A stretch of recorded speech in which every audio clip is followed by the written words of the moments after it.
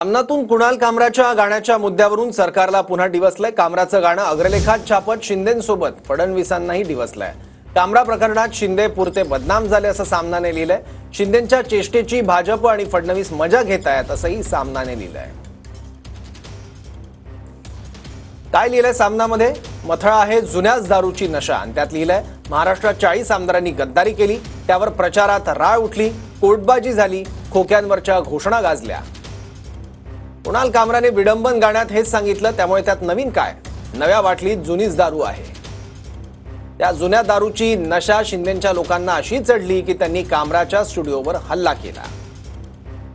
कामरा प्रकरणात शिंदे हे पुरते बदनाम झाले। शिंदे म्हणजे महाराष्ट्रात चेष्टेचा विषय बनलाय।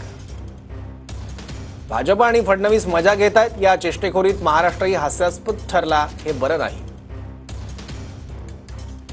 शिंदेंचे लोक कुणाल कामरावर हल्ला करतात, पण शिवरायांचा अपमान करणाऱ्या कोरटकर विरोधात ब्र काढायला तयार नाहीत। मग शिवरायांचा अपमान करण्याचे अभिव्यक्ती स्वातंत्र्य कोरटकरला महाराष्ट्र सरकारने बहाल केलं आहे का? देवेंद्र फडणवीस हे एक हतबल गृहमंत्री आणि कमजोर मुख्यमंत्री आहेत, हे पुन्हा एकदा सिद्ध झालं।